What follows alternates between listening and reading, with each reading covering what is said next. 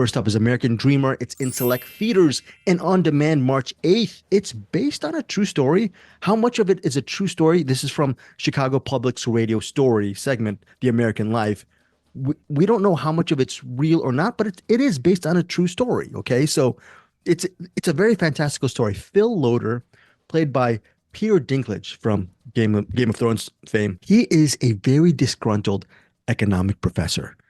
He actually has American society correct, how the one percenters feed off the middle class and the lower middle class, and the wealth is pretty much right there at the top, and hardly anyone in this world can afford a decent, not just live on a decent wage, but afford a decent home. And his main goal is to find a nice home for himself, but not just a nice home.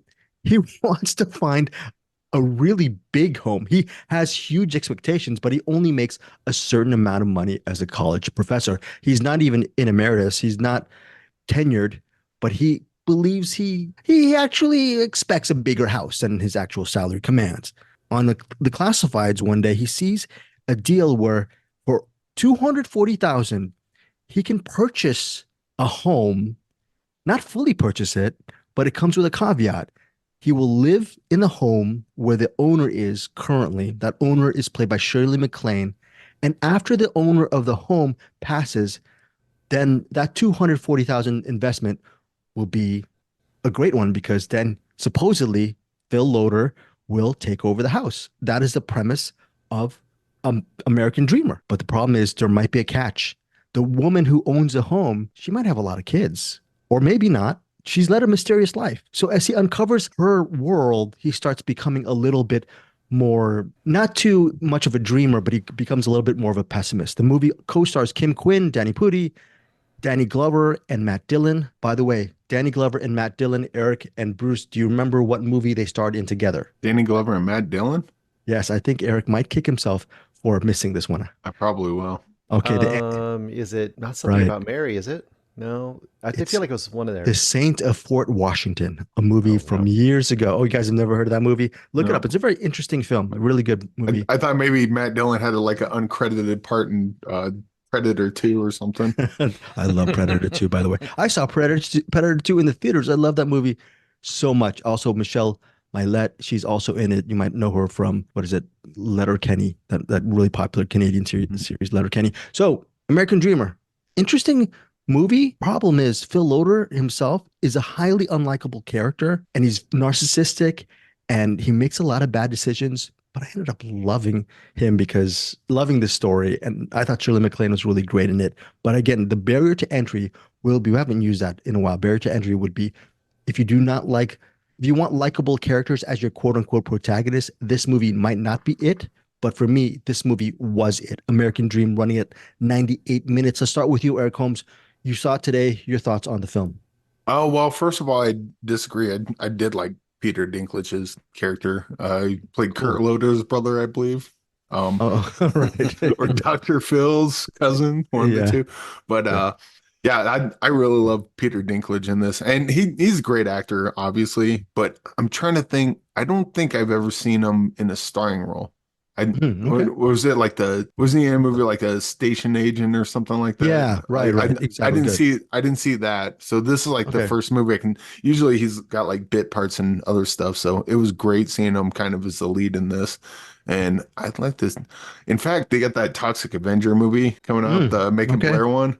I can't wait for that because I believe he plays Toxie in that. So, but yeah, this is probably one of his best roles I've seen him in, and he's played in some bangers previously. Matt Dillon, obviously playing an a-hole, could have used more of him, but real estate agent. Yeah, glad we got what we got. Yeah, Shirley MacLaine's even a bit of an a-hole, and she's a great a-hole. Like, I guess story-wise, it kind of goes, well, it started going where I thought it would, and then they had like the 9 Lives aspects to it. I won't go much further than that, but yeah, I dug the story, dug the characters, dug pretty much everything about this. This is kind of one of those kind of feel-good movies, but it's not saccharine. Okay, Because so it still has a bit of edge to it. I think yeah, probably very good. because of how the characters interact with each other. Hmm. But yeah, overall, I dug this one. I think it's from the Theodore Melfi, right? Melfi, Saint who Vincent, wrote. Saint Vincent. So like, I remember not remembering Saint Vincent, and what was the Hidden Figures. Hidden Figures? Hated that movie. And Um, the Starling, Netflix. Yeah, that was didn't his see the last one. Starling. Okay. Well, I shouldn't say I hated Hidden Figures. It just I thought they could have leaned more on their side. This is not a Hidden Figures review, but I like this one a lot. This one was like kind of uplifting, but not saccharine, and yeah, it Hmm. had just enough edge to it to kind of, give it a little more than what I think a movie like this would otherwise be. Very cool. I mean, I'm very happy that you got that. You like the movie. I was wondering if you guys would like this movie. That said, Bruce, are you gonna levy some bad taxes on this movie? Are you gonna? Um, Yeah. it was fine. It was, yeah, it didn't really move the needle much for me. It was very sitcom-y to me. It's like a very Yeah, sitcom kind of setup. Like, hey, what if a guy that wants to get a house, like, buys the house, but the condition is that the woman has to die before he gets the house, and in the meantime, he has to live in the quote, I don't know, servants' quarters or something kind of. And then Right. like, will she ever die? Meanwhile, he's having romances with every woman that crosses his path, conveniently. literally. Uh, pretty much. Yeah.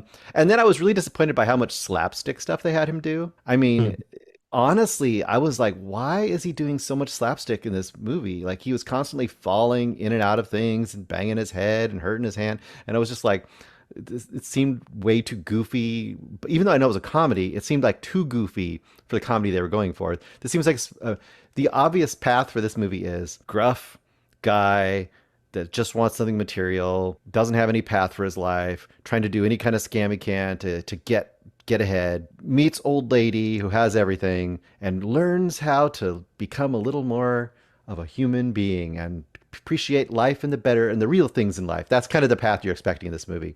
But then they throw in a bunch of like slapstick stuff. So for me, it was like great pieces. I mean, all the stuff you said about Dinklage and everybody else, great. They're all great. Script, not so much. Okay. Final ratings and thoughts on American Dreamer. Yeah, I think Eric really put it bluntly and accurately where he said it wasn't saccharine and it had a little bit of an edge to it. I like the edge behind American Dreamer. It actually had for me a little bit of genuine emotion, but not saccharine because these are not saccharine sentimental people. So it's great how they process some of that emotional stuff in this movie. A really unique film for me. So for me, American Dreamer, I'm giving it 4 out of 5 stars. 4 stars for me. What about you, Eric? I'll probably go 3.5 on this one. Kind of, I think on a rewatch, it could probably go up. Okay. Barbie go up. What about you, Bruce? I'd probably go 2.5, near miss. Near miss from Bruce Purkey. 2.5 from Bruce Purkey. 4 stars for me. 3.5 from Eric for American Dreamer. Again, in select theaters on demand March 8th.